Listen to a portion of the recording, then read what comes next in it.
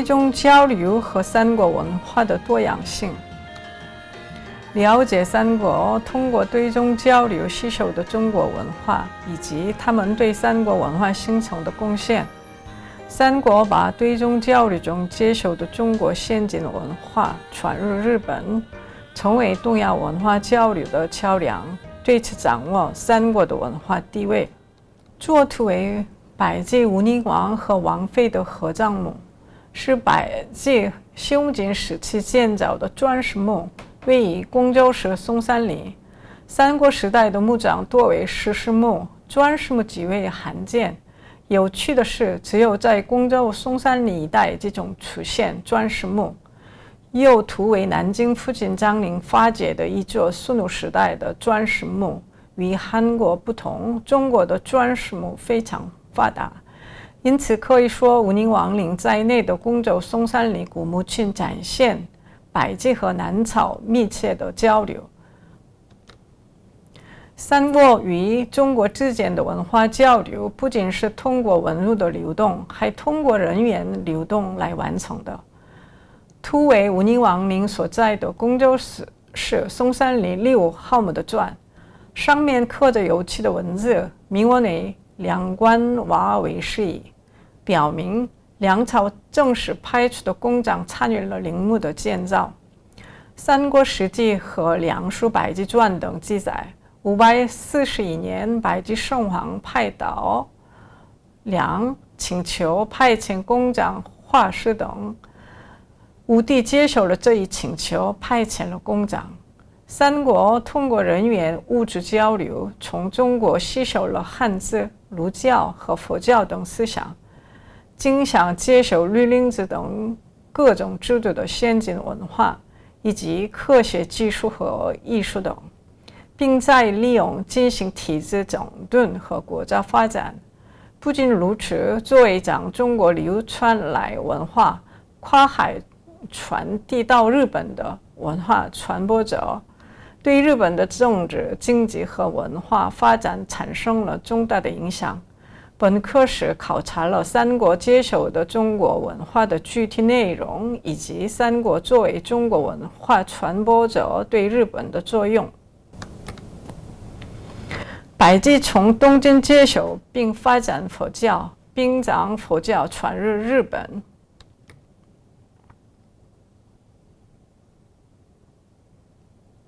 是对的。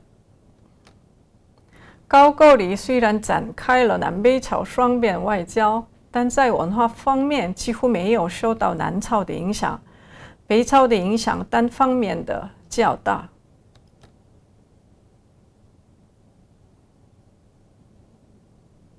是错的。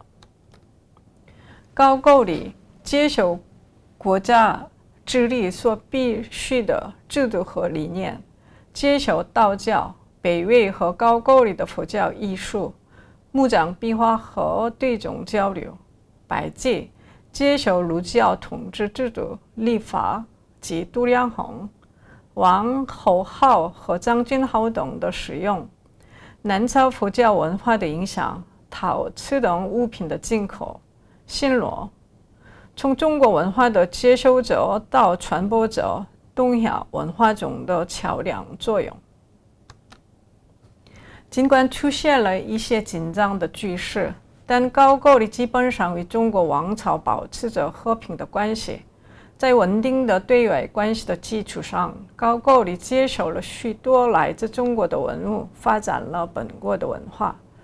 高句丽虽然与南北朝都进行了双边外交，但与北朝的关系更为密切。从其向北朝派公使93次，向南朝21次就可得而知。佛教从前秦正式传入也充分反映了这种情况，但在接受文化方面也有偏向南朝文化的倾向。在高句丽接受中国文化方面，值得关注的是小秀林王，他对先王时期遭受前沿和百济攻击而受到打击的国家体制进行了整顿。372年，通过前秦王派来的僧侣孙道正式接受了佛教，并建立太学以改善官僚制度。次年颁布了作为国家统治基础的律令。换言之，通过接受中国的制度、法律和思想等，完成了中央集权的国家体制。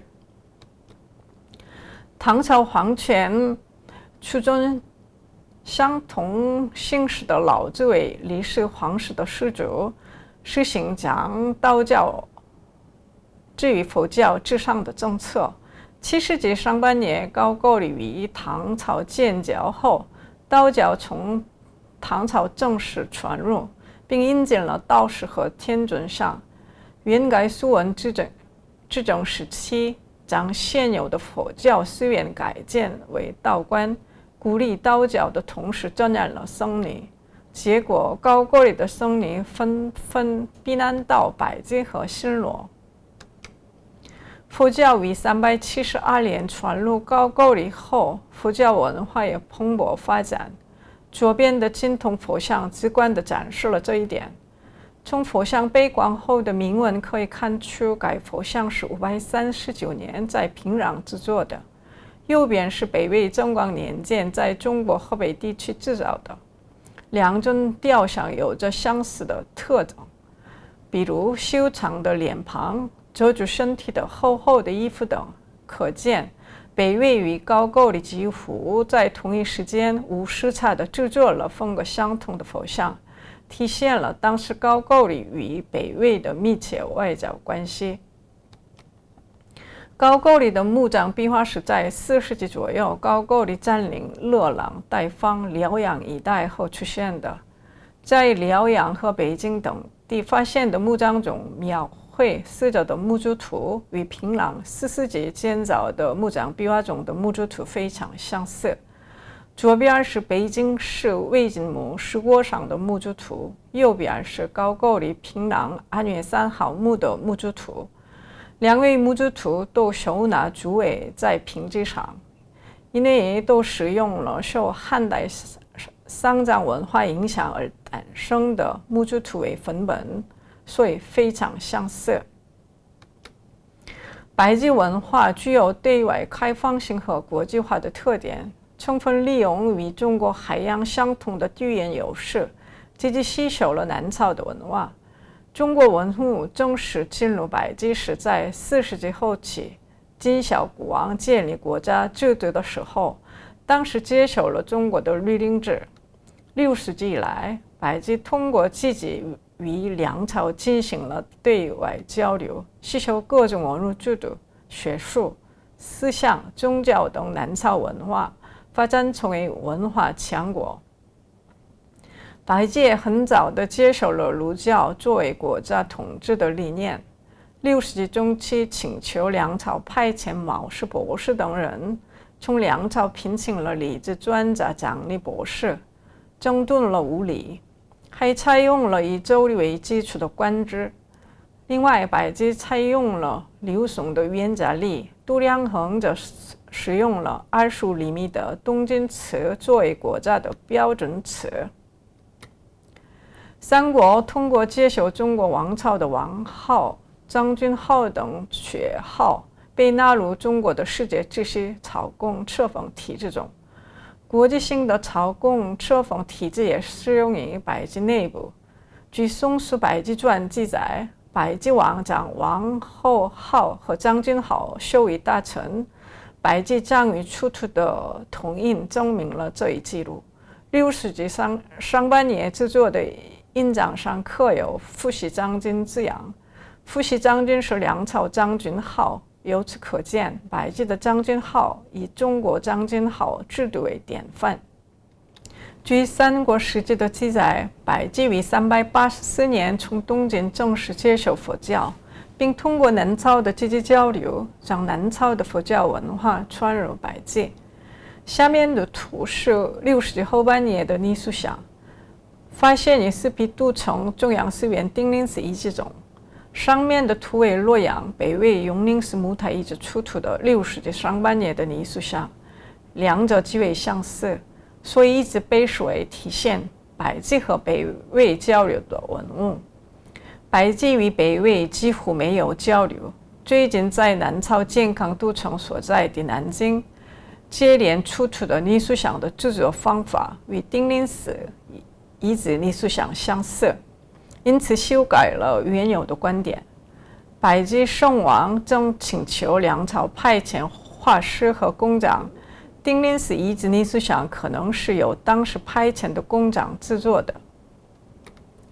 两件阳性瓷器的造像几乎相同，然而出土地点分别为韩国的张原道和中国南京，相距甚远。张原道出土的瓷器是在中国东京和南朝制作并传入百济的中国瓷器。除了张原道外，在其他百济领域内也发现了大量的中国制青瓷。这表明百济对中国先进文物有着非常广泛的偏好和需求。由于新罗地处韩半岛东南部，与高句丽、百济相比，与中国的交流较晚，因此对中国文化的接受也相对较晚。